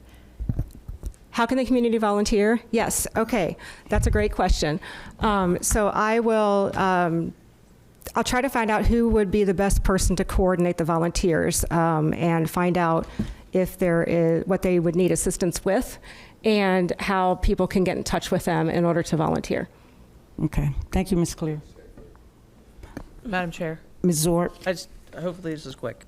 I haven't heard via any official routes, I have heard only very unofficial routes, that there will not be a Memorial Day parade this year. Is that true? The city of North College Hill is not hosting a Memorial Day parade this year. We are working with Mount Healthy and also the West Neighborhood Association. There were literally, number one, again, for the last however many weeks, our city has been treading water, and I'm just going to put it that way, okay? Strain on city resources is very real for this type of an event. It's huge, okay? So depending on how we did it. So and there's also literally 3 events and 3 parades in 3 days on the same weekend within a half a mile of each other.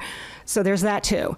So the decision was made, that this year we would work with our nearby communities and participate in those parades. And that has actually been on the website for a while, but I can't remember if I put that out on Facebook yet or not. Again, I've got a lot of balls in the air right now, so I need to get that information out as well.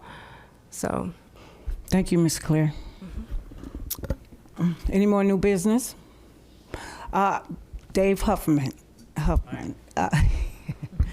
Are we getting flowers in the baskets this year still? Yes, ma'am, we are. So Public Works is behind with their mulching and their landscaping, but we are getting the baskets hung.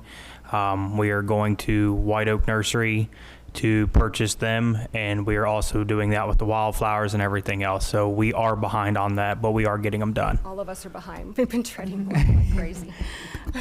I just wanted to say you are doing an amazing job for the city. Thank you, I appreciate it. And kudos, Chief Cheney. Mr. Davis had brought up something about the speed meter deal.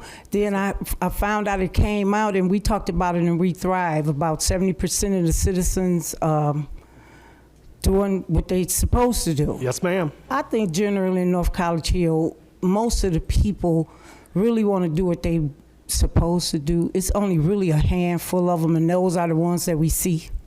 Those yes, are the ma'am. ones You that got to we realize see that's on the news. And there's almost 10,000 cars just in the Hamilton Avenue corridor up and down through our town a day. Mm-hmm. So in a week, almost 70,000 cars. Probably majority are not our residents.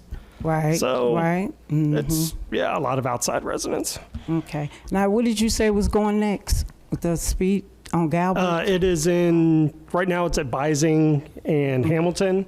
Mm-hmm. We will probably move it Friday. I'll have to get with Mr. Huffman, but my intention is probably to put it in one of the neighborhood streets, Savannah, Betts, one of the more heavily traveled cut-throughs, and see what we've got going on there. I mean, we've had a lot of serious accidents on both streets, so I would like to see what our speeds are there. Even though we have a lot of stop signs, it's still some pretty serious accidents happen. Right. And I forgot to mention this in the public safety meeting, but if I have a quick second, just want everybody to remember that this is National Police Week. All right. And everybody is up in D.C. Honoring the brave men and women who made the ultimate sacrifice last year. And unfortunately, Saturday, a Ohio police officer was killed Saturday night. And on Sunday, a Columbus police officer was wounded. So please keep those families in your prayers because it's a tough time. Thank you for that. And yes, we do need the data and things so we can fix these problems and start this traffic calming. Oh, and Ms. Nichols, when is the truck arriving, a fire truck? Do you know? You missed all that in safety. I believe she said June. Oh. I believe she said June. Oh, June. Okay. Well, thank you. The meeting will be adjourned. I'm 10 minutes over my meeting time, and it's adjourned at 7:36. Thank you.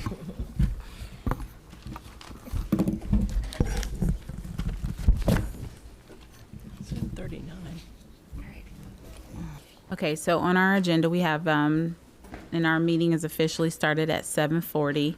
Budget and Finance, May 13, 2024. And we have 11 items on our agenda. Some of them will go very quickly. We have 2024 salary ordinance, memorial for Dunson, tow lot proceeds, public works, fire department, legislation for minors, splash pad, city building, executive session, old business, and new business. And I sent out with this agenda the meeting minutes for April and March. And so I just want to make sure that everyone's okay with those minutes. If so, then I'll forward them on to Christian. And then the minutes for April, in March. March and April. March 2024 and April 2024. We're in May. And before that, we already got January and February. So I also sent out the legislation I received from Bill Dieters regarding the tow lot, and we can go through that and talk about that. So to get started on our agenda, I'm going to adjust it just slightly. So our salary ordinance, we're still getting that from Mr. Dieters, Mayor and Janetta Anderson. They're still working to get that in completion. I just want to remind everyone that we understand that it's May. It's important that we get it right. We did not have a city administrator to help us complete that, and there we will back pay from January of 2024 as a result of it being delayed. And then the rest of the salary ordinance I will reserve for executive session. I just did not want to not take it off the agenda and not offer an update as to where we were, since we are officially in May. The memorial for Dunson, I stopped by Springfield Township's police station early last week to talk to them about, I left a message for the police chief. I have not yet been able to reach them, and I'm just going to continue to try. At some point, I'm going to shift gears, but I would at least like to hear from him myself before I decide to stop. Where we are is we definitely want to memorialize his, where somewhere in North College Hill, what that looks like. What I have started to do is have other conversations about what a memorial will look like, so that we're not taking so much time, so that once we hear back from Springfield Township, that we can kind of have something set to, do. If you guys have any ideas or anything that you want to incorporate, let's just start kind of generating that via email.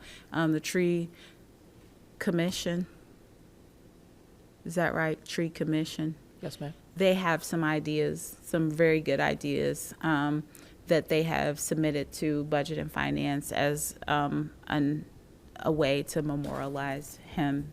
And then we had talked about possibly memorializing the police officer. So that is something I will also be talking about. But I do want to remind everyone that the police officer has something in Springfield Township. So, and the family specifically asked us to do something for Mr. Dunson. The police officer's family did not saying that I have any stake in the game one way or the other. We just have to kind of have those conversations.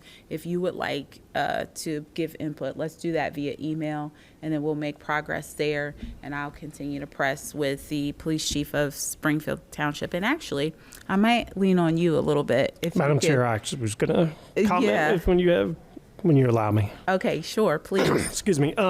So I'm actually working on something at the police station now. I'm just waiting for some final things. So me and you may be able to just get together, and I can obviously reach out. I know last week they were fairly busy, and they're all up in DC this week because of Officer Unwin will go actually on National Memorial Thursday, I believe. So that's probably why you've not heard back. They've been pretty busy. Plus last week we hosted the Chiefs Association meeting on Thursday in their town, so they've been swamped. So, but I can get with you. I have some ideas that we're going to do at our station to honor the 2 police officers that paid the sacrifice that were North College Hill police officers, but I've also thought about incorporating Officer Unwin into that, and Officer Dale Woods, who prior to serving in Coleraine served here on our police and fire. So I'm working on something.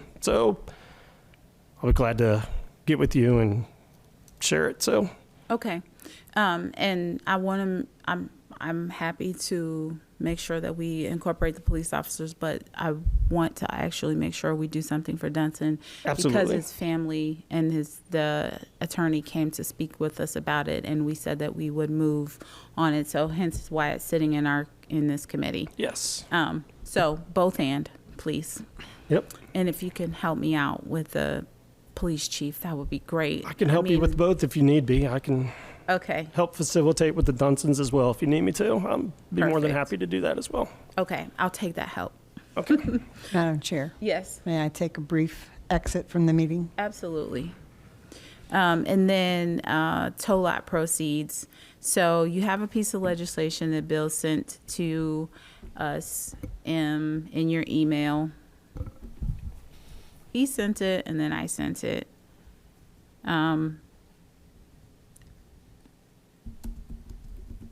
Any thoughts?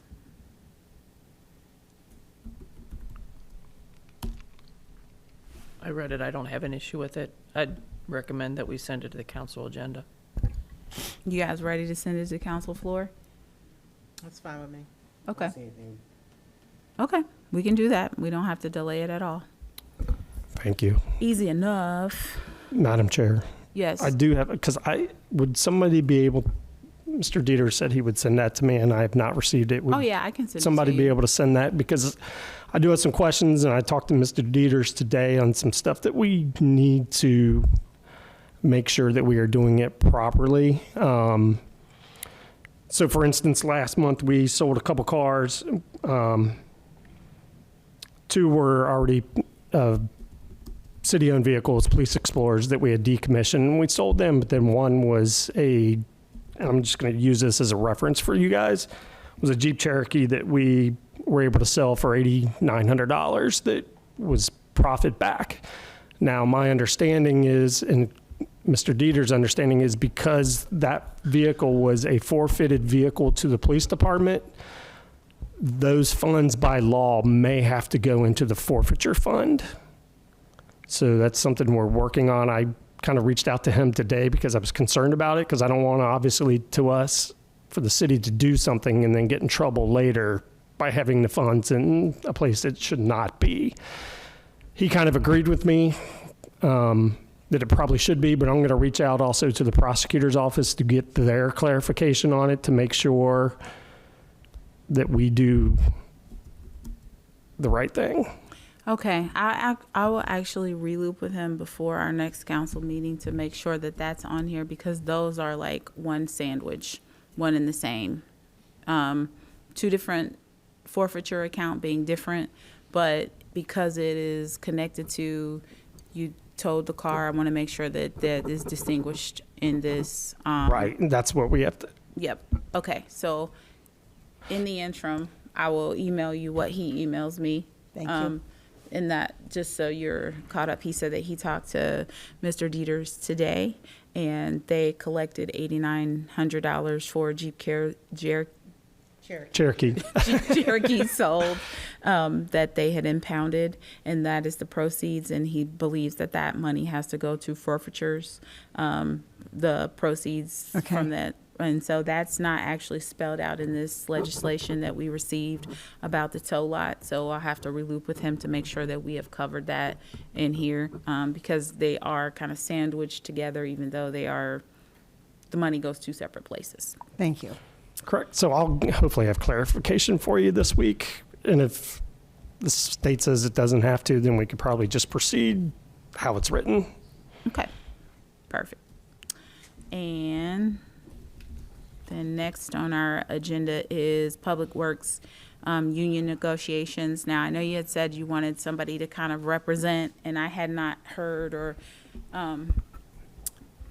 so what's going on, and have you guys began to have those conversations? Mayor, are you sitting in that conversation? Is Ms. Anderson sitting in that conversation? At this particular point, it looks like we both will. She is actually working on the numbers to get to the law director. I'm not on the emails if you guys have set up dates, but I did hear that some dates were thrown out. Is that true? So dates were thrown out about, don't hold me to it 100%, about 2 weeks ago, 2 to 2.5 weeks ago, in which we received a response from Mr. Bill Dieters that he had not received the numbers or obtained them, which in case then I went to Miss Anderson. Me and her had a meeting together to sit down and discuss the ranges. We put together a proposal of what other municipalities our size are starting pays around us, and we are moving forward from there. I did speak to Miss Janetta this morning and said that she did have a meeting set up with Mayor Nichols tomorrow. So at this point, we're not stalled, but we're just definitely moving very, very slowly at this point, but we are getting the numbers together to see where we can go from here, and hopefully we can get with Bill Dieters and Mark Cater, the union representative, to get something going. But yeah, as of this time, we have not officially had a meeting since the second week of March. And so, just for clarity, that's for 2020. The negotiations would be starting in 2025. No, our contract was up December 31st. We were 140 days behind. Okay. We are working. My guys are working without a contract. Okay. I'm So, sorry, could you repeat those dates again? I missed it. Their contract was up December 31st, 2024. And as of right now, we are coming up on 140 days without a contract. and I just want to say, Or sorry, yes, 23. Yeah, sorry, thank you. I put, Yeah, sorry. Exactly what you said is what I typed too. So thank you. Thank you. Start counting it ain't. Yeah. and I just want to say, I know those numbers sound very far away from a goal that probably should have been met in January. However, we have had lots of turmoil, and we're trying to Yes. swim through some deep waters. Yes, So the public works guys do understand that. Thank They you are for- continuing to work very hard. I give them credit and my appreciation every day that they come in here and continue to do this job, taking on productivity, double the rate at what was previously more and more jobs, more and more maintenance. I mean, they have really stepped up to the plate, and they've stood strong even during the turmoil that has taken place. So I do ask that be taken into account for my guys when it does come time for this. Well, and I'm not trying to be insensitive, but even in the secular world, I will have you know that it is traditional that that sometimes raises don't always come at the beginning of the year, and Yes. that it is delayed and pushed off. Yes. As late as June and July, unfortunately, because conversations and negotiations need to happen, and people want to land at the right place. Yes, it So- does take time. I have been part of 6 different collective bargaining negotiations and union contracts previously in my career, so I do understand that it takes time. My guys are understanding of that, and that's why they come in every day with a great attitude and continue to work hard. Is we understand that we have to get the numbers in order, we have to do what's best, and we have to see where we land at, and they are understanding that we can get it done, and we just need to give the patience to Miss Janetta to work her magic, and she knows that from me more than anybody, that I've come in and said thank you and appreciated her time and moving as she has with it, given what she came to deal with. Perfect. Okay, and then Chair. yes. Mr. Huffman, is there anything that you need from council at this time? At this time, no. Just waiting for Miss Anderson to get the numbers together, meet with Mayor Nichols, and then we can keep going after some dates with the other representatives that we need to. Good enough. I just want to make sure council wasn't holding up anything. Nope, you guys are good. Thank you. Thank you. And then the next on our agenda is our fire department, the memorandum of understanding and setting up a meeting. So this was touched on, I think, in every other committee, additionally to mine, because I talked to Chief Plackey today. So it's probably just a repeat. A memorandum of understanding is just kind of a soft contract to make sure that our fire truck has all the things that it's supposed to have. And they're setting up a meeting, as Ms. DeWald said, around the 28th or 29th of May, and then they'll decide from there sometime June when the final meeting is. And Mayor Nichols is very correct when she talks about the pictures. I want to, and I think we talked about bringing the screen in here, because I would like to share those pictures with you all of the build. It's just really nice to see. I know maybe some of you all have seen those before, but this was my first time, and it was impressive. And it's just nice to see what we're doing with such a large lump sum of money. So, and then Chief Plackey said, literally, it's like a rolling frame. So he and I were talking about that today. And then the legislation for the minors, I'm still waiting on that from Mr. Dieters. I know that we have to, again, model North College Hill's legislation with the state of Ohio. They recently had some changes on how minors are taxed when they're working before the age of 18. And as soon as we get that legislation, we've talked about it, it's been on the agenda a long time. We're just actually waiting for the legislation. And then we should be able to move it right over to council floor and get that taken care of. And our legislation will just exactly model Ohio. Is very similar to what we did with the fireworks in the summer. We just modeled what they have. It's the right thing to do. That's what we plan to do. And then the splash pad update, I think Ms. Clear talked about that in the previous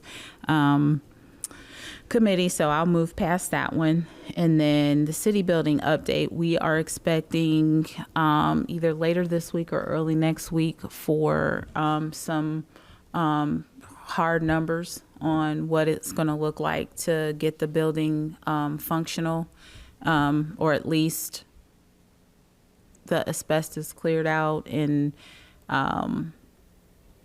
no more breathing hazard or environmental hazard. So that should be coming either next week or the following week.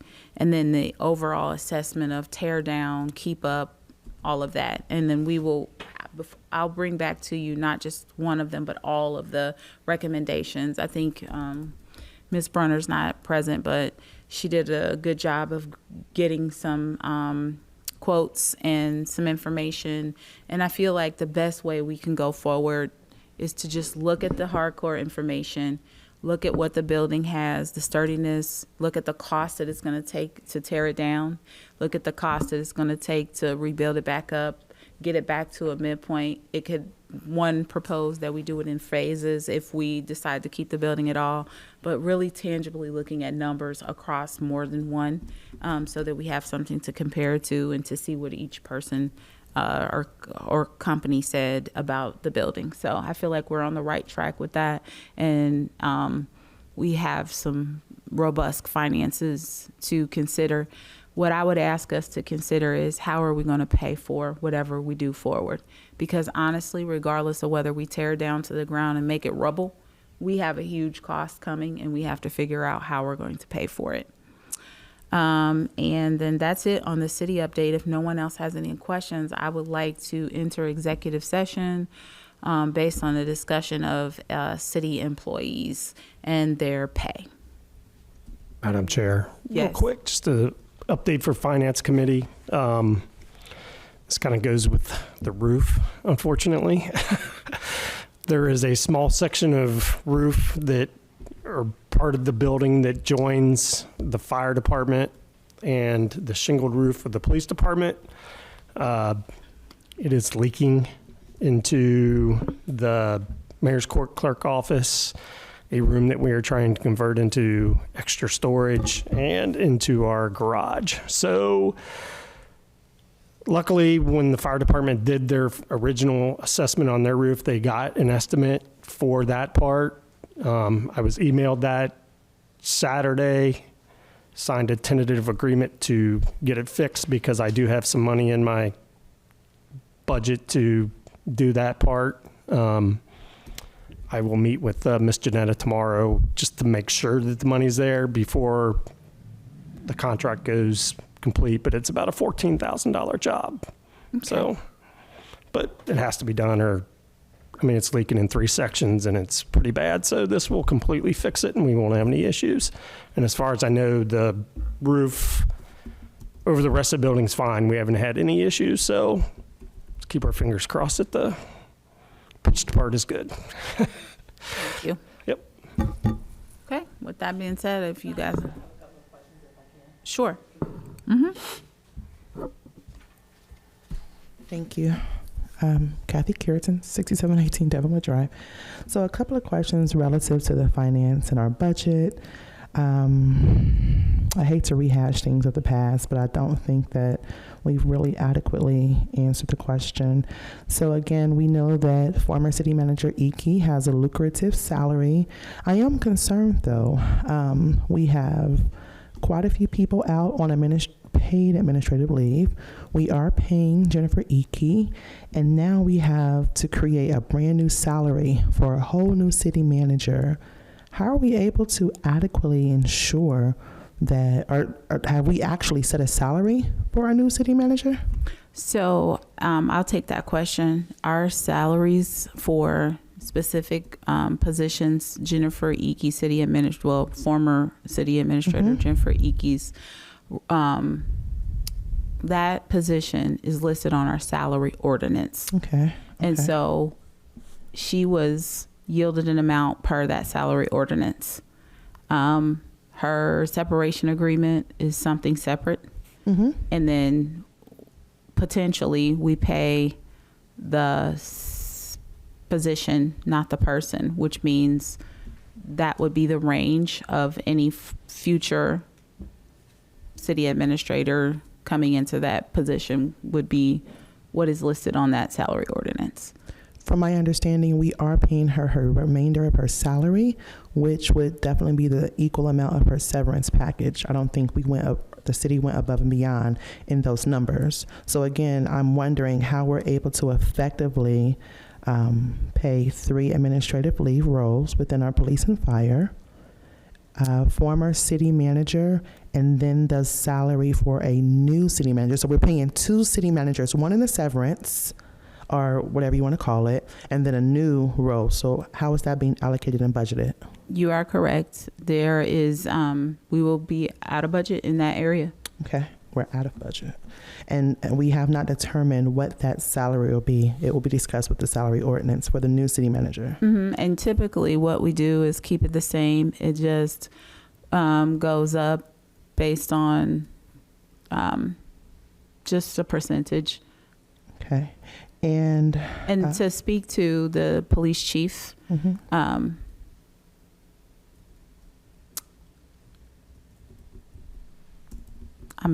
not, don't feel pressure. No. I just wanted to.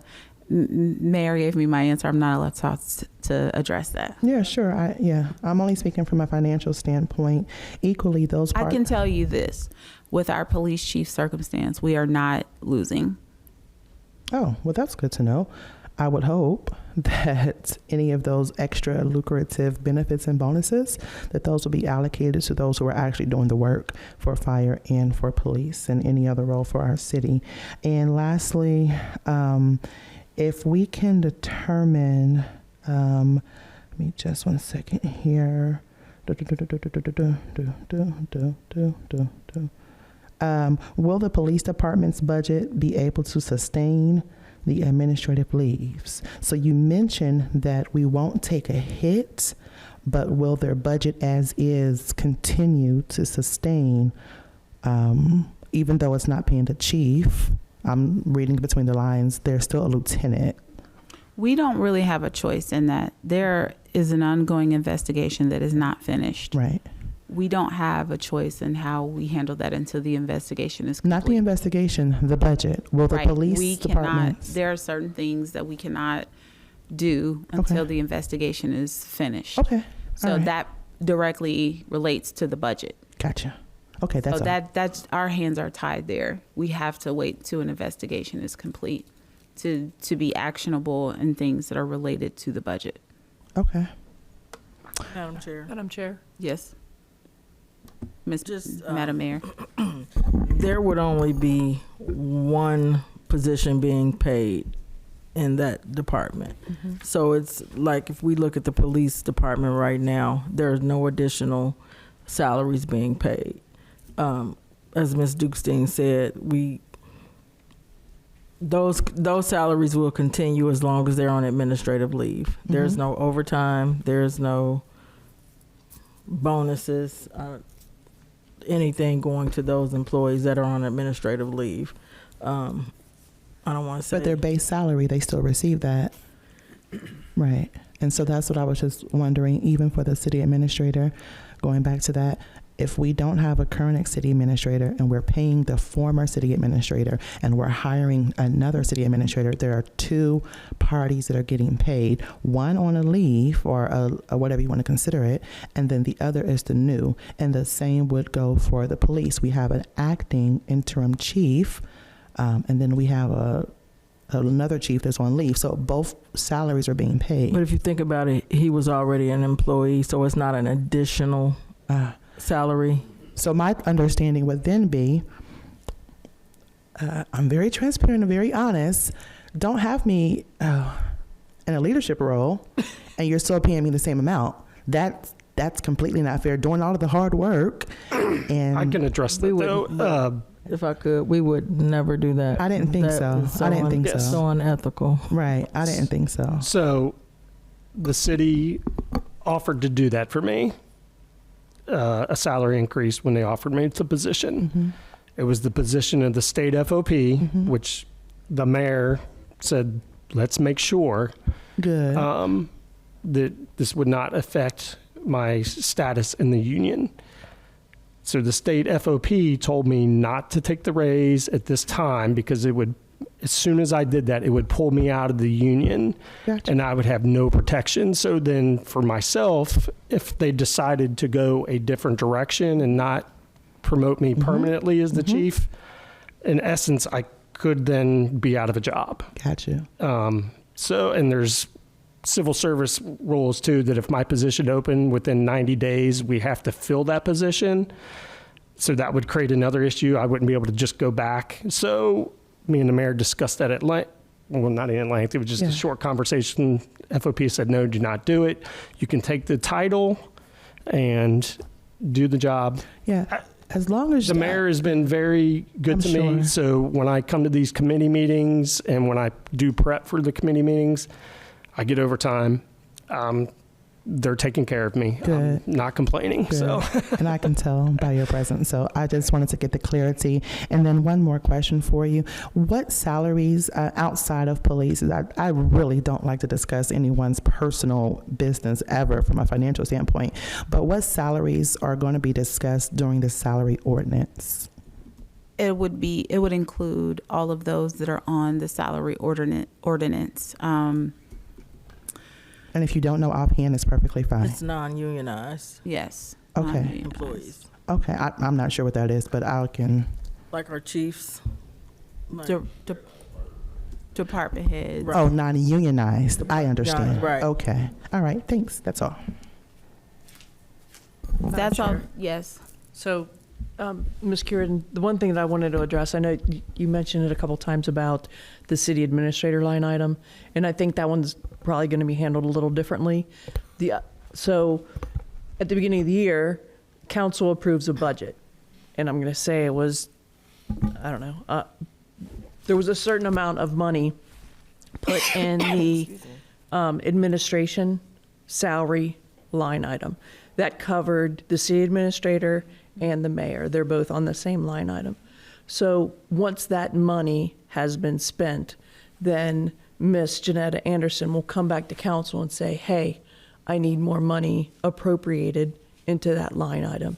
And at that time, that's when council will then engage again and will put more money into that line item, and that money will come from the general fund. Does that help? And so at this time, if you guys don't have any other questions, we'll move into executive session. And I'm actually giving room for other questions so that if, because when we come back, we'll probably just close out if no one has any other new or old business. Okay. So I'd like to move into executive session to talk about a city employee and salary. Okay, so we are back from executive session. It's 8:50, and I'd like to ask before we check out for the night, if anyone has any old business, they better not say anything. And does anyone have any new business? So I would like to adjourn at 8:51. That is all. Awesome. Thank you.